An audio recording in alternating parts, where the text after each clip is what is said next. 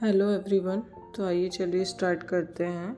तो कुछ आसन्स मैं बैठकर दिखा दूंगी और उसको सही तरीके से करने से ही हम लोग को सही लाभ मिलता है। तो पहले हम लोग सबसे पहले वज्रासन में बैठ जाएंगे और बैठकर मंडूकासन करेंगे।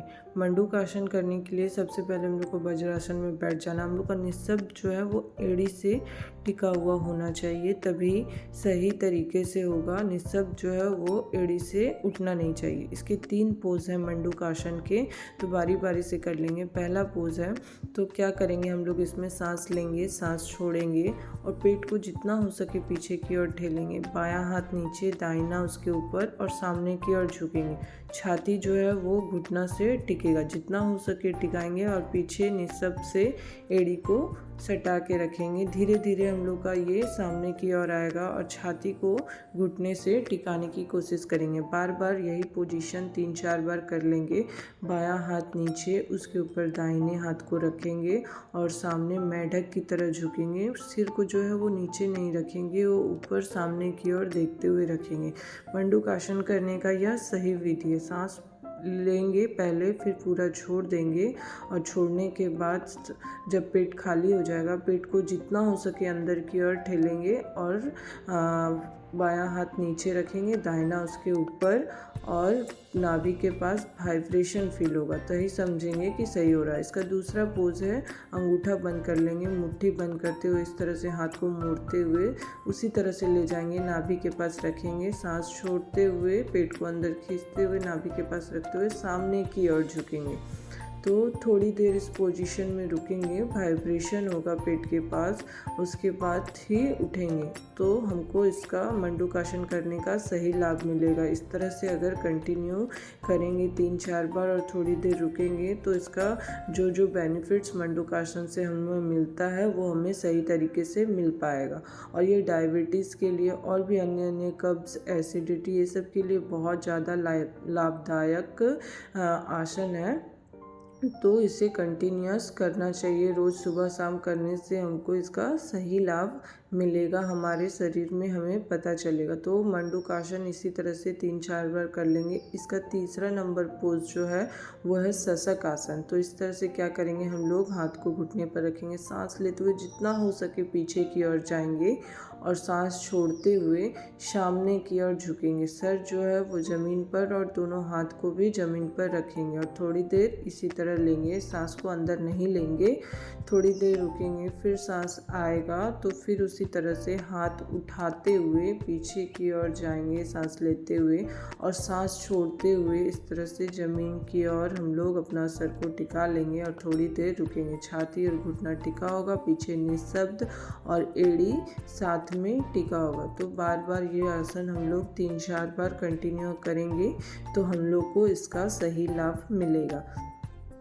तो इस तरह से करते रहिए। और भी कुछ आसन्स मैं इसके बाद दिखाऊंगी जो हम लोग के शरीर के लिए बहुत लाभदायक है। शुगर, डायबिटीज़ के लिए तो ये सब आसन जो है वो रामबाण है। तो इसका हम लोग वक्र आसन इसके बाद कर लेंगे। वक्र आसन कैसे करते हैं, दोनों पैरों को खोल लेंगे। सामने पैर को सीधा करने के बाद एक पैर को मोड़ लेंगे और वो घुटना के पास लेके जाएंगे, वहाँ तक मोड़ेंगे एक पैर और एक पैर सीधा रहेगा। जो पैर सीधा रहेगा वही हाथ घुटने के साइड से जाकर दूसरे पैर के घुटने को छुएगा और एक पैर हाथ जो है वो पीछे की ओर जाएगा। तो हाथ जिधर पीछे की ओर जाएगा गर्दन को भी उधर लेके जाएंगे, जितना हो सके गर्दन को पीछे की ओर ले जाएंगे। पेट में एक फोल्डिंग आएगा, प्रेशर आएगा, तो वही काम करता है और इसका सही विधि यही होता है। तो हाथ को दूसरे पैर से भी इसी तरह से कर लेंगे। जो हाथ खुला है, जो पैर खुला हुआ है, वही हाथ को साइड से पैर के घुटने के साइड से ले जाकर दूसरे साइड के घुटने को पकड़ना है और एक हाथ पीछे रहेगा और पीछे की तरह अपने आप को जितना हो सके फोल्ड करेंगे, अपने आप को पीछे की ओर मोड़ेंगे। पेट में एक हम लोग का मुड़न सा फील होगा और ये एक टान आएगा, तो उसी से हम लोग का ये आसन सही तरीके से होगा और सही तरीके से काम कर पाएगा। तो चलिए अब और एक आसन कर लेते हैं। तो ये है गोमुख आसन। गोमुख आसन भी हम लोग के शरीर की रीढ़ की हड्डी और भी कई तरह के प्रॉब्लम, एकाग्रता, ये सब को बढ़ाता है और कई प्रॉब्लम्स से छुटकारा मिलाता है। तो पहले इसका सही तरीका जान लेते हैं। एक पैर की एड़ी में बैठेंगे और दूसरे पैर को घुटने के ऊपर से चढ़ाएंगे। दोनों घुटना एक दूसरे के समान रहेगा और हाथ को सर के पीछे से लेके जाएंगे। कौन सा हाथ ले जाएंगे? जो पैर ऊपर रहेगा वही हाथ सर के पीछे से जाएगा और जाकर पीछे साइड से हाथ को इंटरलॉक करने की कोशिश करेंगे। तो दूसरे साइड से भी कर लेंगे। एक पैर की एड़ी में बैठेंगे, दूसरा पैर घुटने के ऊपर से ले जाते हुए दोनों घुटना एक समान रहेगा और गोमुख की तरह इस तरह से बैठेंगे और जो पैर ऊपर रहेगा वही हाथ सर के पीछे से जाएगा और पीछे से जाकर हाथ को इंटरलॉक करेगा।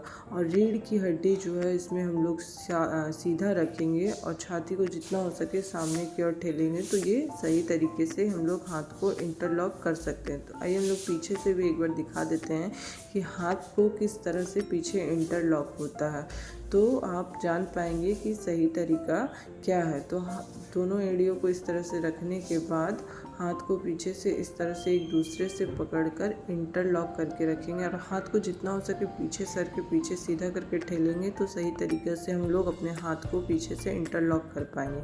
नहीं कर पाएंगे तो कपड़े का सहायता लेंगे। Thank you. आशा करती हूँ कि मैं पूरा जो आसन से वो अच्छी तरह से सिखा पाई हूँ। इस तरह से और भी आसन को और प्राणायाम को सीखने के लिए मेरे चैनल को सब्सक्राइब कीजिए। Thank you for watching. और भी नए नए वीडियो मैं डालती रहूँगी। अपडेट के लिए सब्सक्राइब कर दीजिए। Thank you. को और भी कोई भी किसी भी तरह का आसन और प्राणायाम सीखना है तो कमेंट कीजिएगा, मैं उसे भी डिटेल्स में बता दूँगी। Thank you.